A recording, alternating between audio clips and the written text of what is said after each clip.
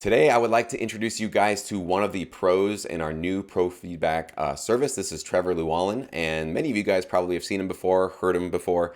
He's actually joined me many times on my YouTube channel, on my podcast, and obviously he's been a very, very active member in Sync Academy and, of course, in my syndicate. Trevor and I actually kind of got our start in this business around the same time, both working for the same library, essentially. What was it, 13, 14 years ago now?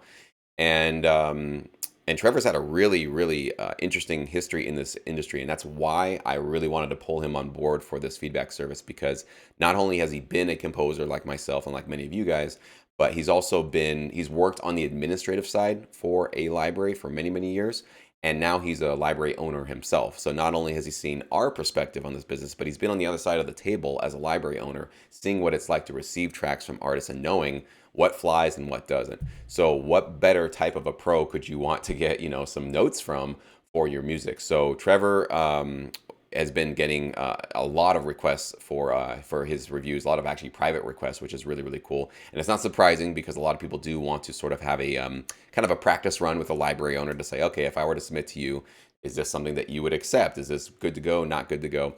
And I wanted to bring Trevor on so you guys could get to know a little bit of his backstory and maybe some sort of tips that he's already starting to be able to share with a lot of our members. And so you guys decide if you guys are in pro feedback. Part of me bringing him on here so that you guys can get to know our pros in the service, so you can decide who you really want to work with on a month-to-month basis. And if you guys are not in pro feedback, I really want you to know who these people are, because I hand selected Trevor. I hand selected all the pros that we have in here. These were not people that applied and I just kind of went through their applications. I only hand selected people that I thought would be a really valuable asset to this kind of a service and this kind of a community. So, Trevor, thanks for being here, man. Let us know a little bit about your backstory in this business, how long you've been doing this, and yeah, just kind of share with everybody how you got started in this industry and what led you to where you are now as a library owner. Yeah, I mean, I think I did my first library track junior year of high school. Um, and had that just kind of thrown in there. I had a family member who was doing it. And so they're like, oh, yeah, throw this in here in this album or whatever. And then I kind of just dabbled in it for a little bit and then really got serious with it like after high school as I was like working at Blockbuster halftime. For those of you who remember what that is, and then just Hollywood making music Video, on man. That was mine. yeah, yeah. And and then I'm thinking about those two things. And then working on music the other half of the time when I got home. And which was kind of cool because I had movies to be able to listen to music and stuff for free because they let you rent all the movies for free. And then I went from there, just constantly putting music into libraries. I kind of transitioned into kind of working with a company that owned a couple libraries where I was doing the administration of the background data mix and mastering, like all this other stuff. Outside of like composing, because I kind of shifted out of composing a little. I still was doing that along with doing all the administrative work, but I really learned kind of the insides, like how all of the people within a library felt about music that was coming in, why they did like it, why they did like it, why they didn't like it, why they wanted it on their album. I also discovered and learned all of the like connection parts of like if a library was having communication with a network or a TV show directly or a movie directly or a director, how those kind of interactions went, um, and learned a lot there because there's so many things that you just wouldn't think of. Whether it's like you thinking you have the best track in the world and then it never getting landed, and then learning why, and being like, okay, that track that I love, like, because I'll do this with other people's music when I was working at the library. I'm like, I love this track this person made. They're gonna make tons of royalties on it, and then they never did because for some reason, and insert reason here, and the it it didn't within this other track that I don't really like gets placed everywhere. And then you try to figure out why that is. And then like, you talk to the library or some of the people involved in with the actual placements, like the music directors and stuff. You learn what it is they're actually doing. And it's hard as a composer on your end of like the composition side to learn all of that in between before it's on the TV. And that was a big one for me of learning all of that in between to then start my own company and be like, okay, I understand the beginning to the end. Now I'm going to create a company that kind of doesn't like, blends that all together. And that's how I started my own library. Is I was like, okay, I think I know all the ins and outs of not just the composition and the placement, but the industry in between. And that's, that's where I'm at now, is navigating that kind of world. So yeah, that's my story as short as I can. Awesome, man.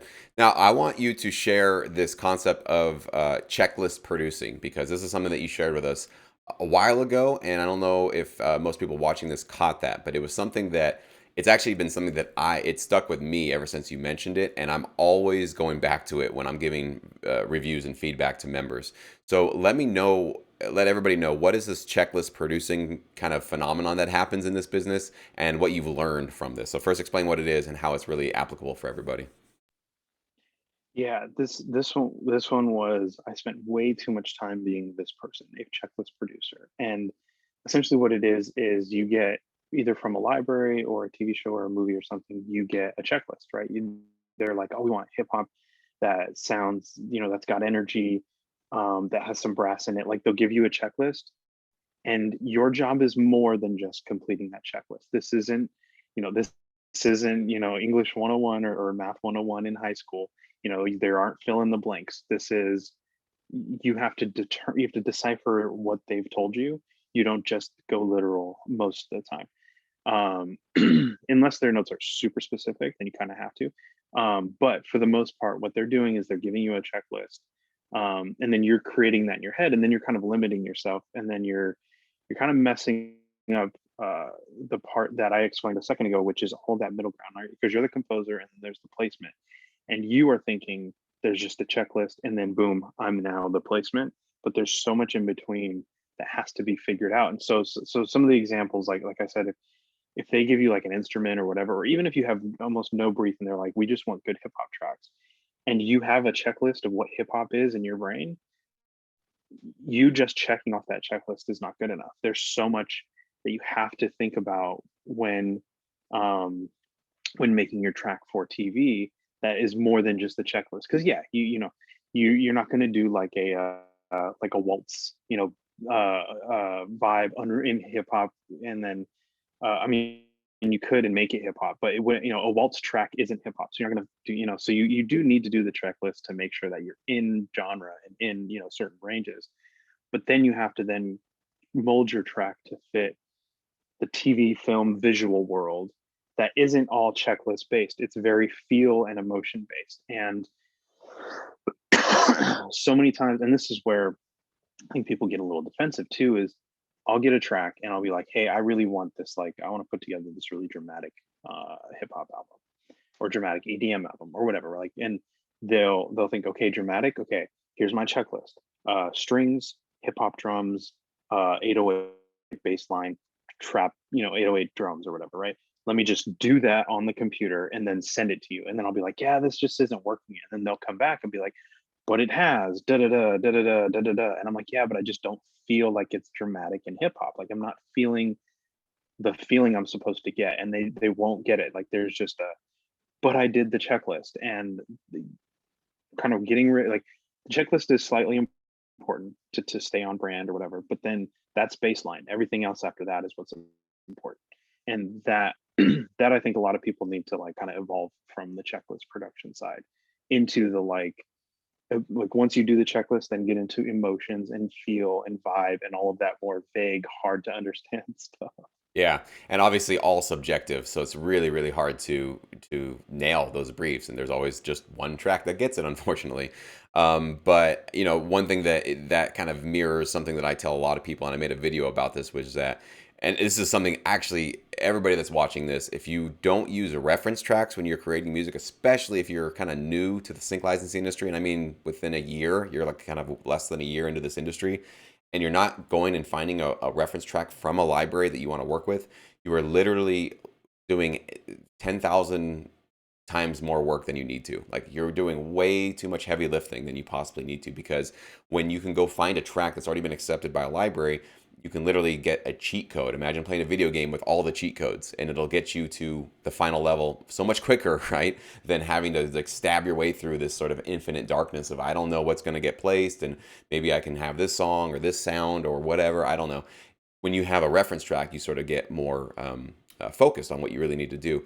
But it's the same idea with this checklist thing where you could have a reference track and it's like, okay, well, they have, let's say, hip hop drums, strings, this and this and this. And then you literally just go find all those instruments. You create something, even the same BPM, same tempo, but it sounds either like a very stiff cardboard cutout version of that, or it just, doesn't have much of the same original emotion at all. So yes, you definitely want to copy the elements and you want to use the inspiration from these reference tracks, but there still needs to be a creative spark, an actual, an original emotion or some sort of a vibe or a mood coming from you as the composer that feels authentic, that feels real. Because if you don't feel it, nobody else will. So that's always your first test. Like if you're composing and you're kind of like, and I've been there so many times, it's easier to see it in hindsight than when you're in the current gig, but I've done it so many times where I'm like, yeah, this is what they wanted, sure. Even though I just kind of part of my brain knows this is not working. It's just not there. It just doesn't feel right. But I'm like, but I have strings in it, and they wanted this orchestral thing, so I just kind of sometimes send along like, I hope that passes, And it never has. Like in my career, it's never ever passed. The only tracks that I've ever gotten are really the ones that I felt really good about. They're like, okay, especially for the custom opportunities where I just had this like, wow, I think I really got something there,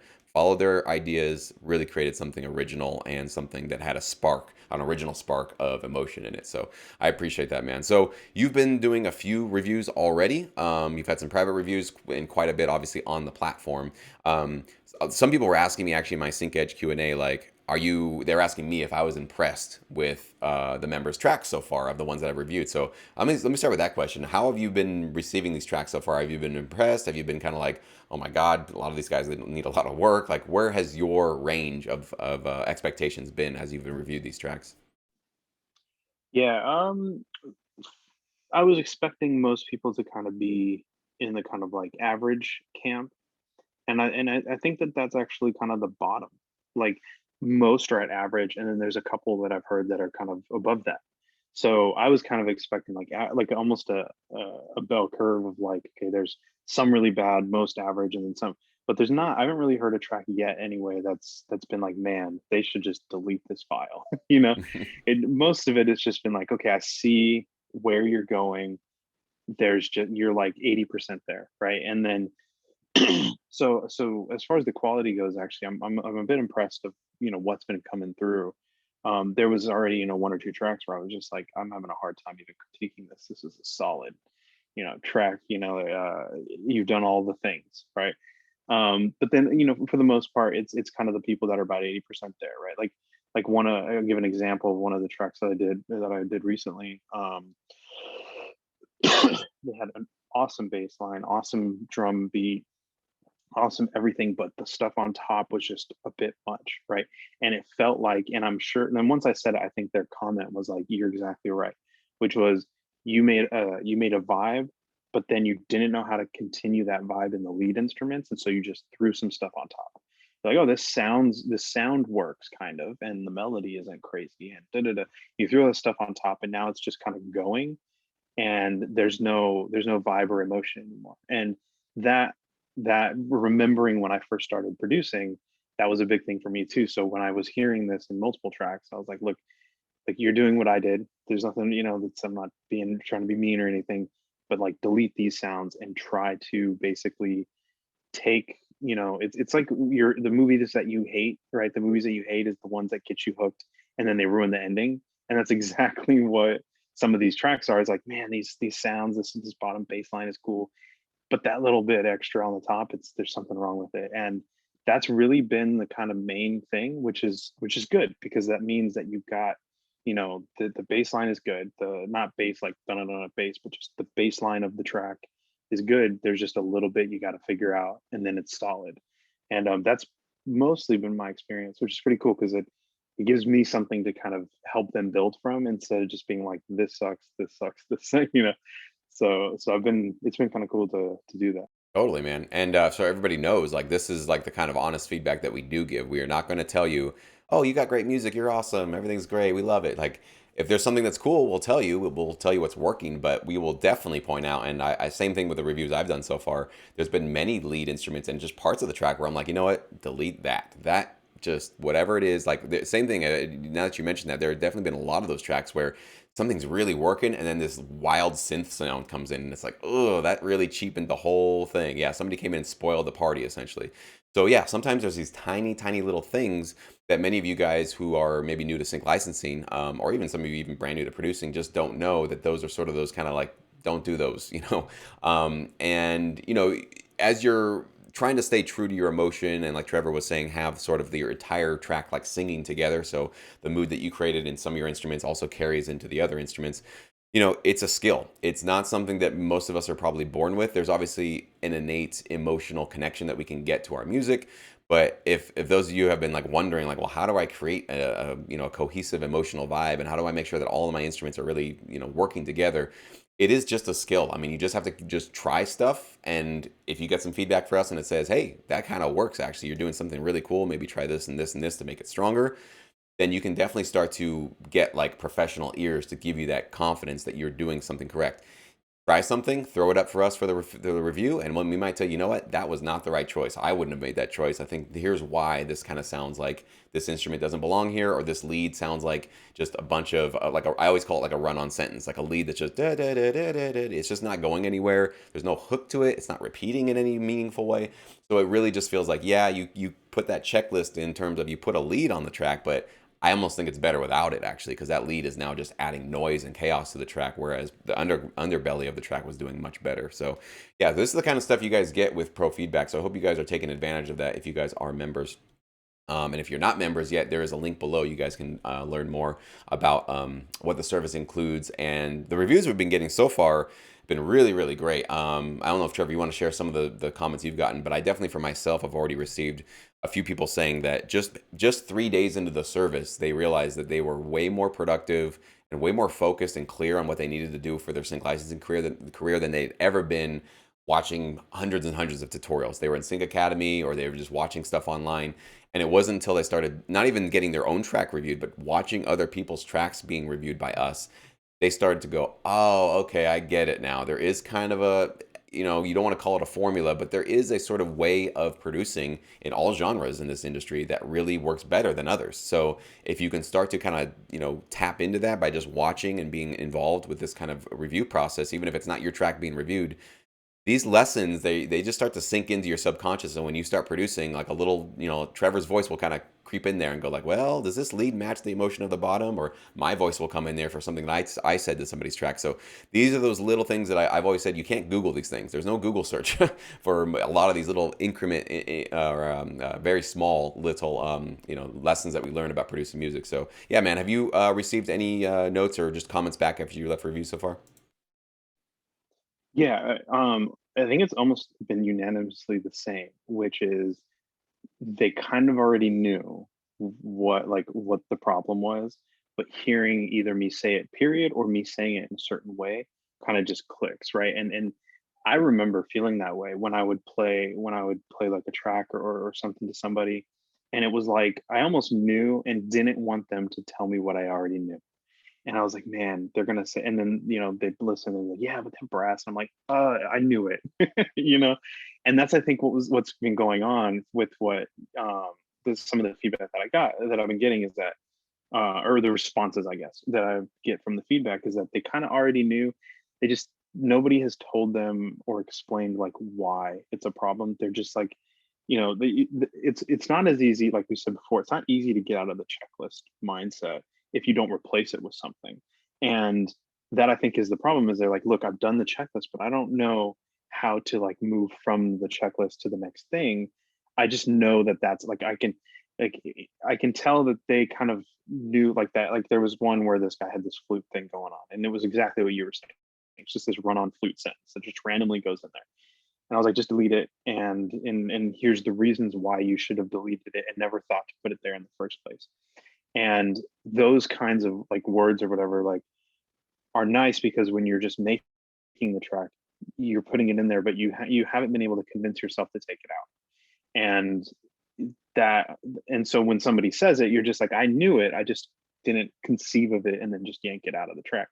So I think that that's been like almost every time or every kind of response that I got was something along those lines, which is is cool because what it means to me is that I'm hopefully helping people trust their instincts and understand their reasoning a little bit better, so that they don't need somebody to constantly tell them what to do or how to change things or whatever, that they can, do that all in their head, and then they don't need the little Trevor voice in the back of their head anymore. They got their own. So that's been kind of cool. I wasn't expecting that. That's kind of how it's been going. That's great, man. I love that idea of giving people basically the confidence. I didn't think about this being like a confidence booster, but really I think that's what I'm hearing from a lot of people too, is that like you said, like I in those gigs where I was sending something that I knew probably wasn't going to pass the sniff test, but I was like, I hope you don't call me on that garbage that I just sent to you, because I know it's garbage, right? But yeah, it's like one of those things when you get somebody to just be just level with you and be real with you and say, yeah, you got to do better here and here and here. If you had suspicions about that, then it's like, okay, it's kind of like coming clean with yourself. You're like, okay, I can't shortcut that anymore.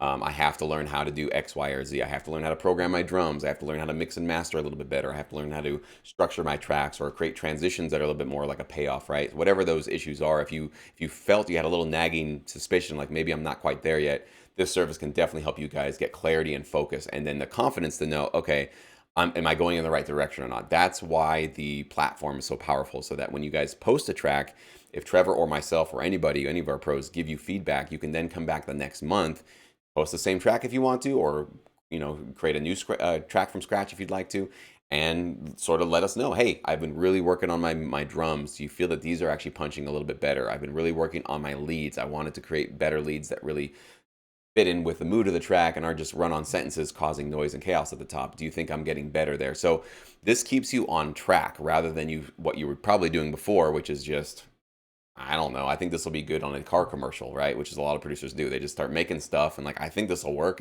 but you have no insight from anybody who's been doing this for a long time whether or not you're actually on the right track. But with pro feedback, you actually can get that confidence to know you're certainly on the right track. So thank you guys so much for watching. Trevor, thanks for being with us, man. And we'll definitely have you back, and we'll do some more updates from time to time with you. So I hope you guys take advantage of Trevor's feedback services on our platform.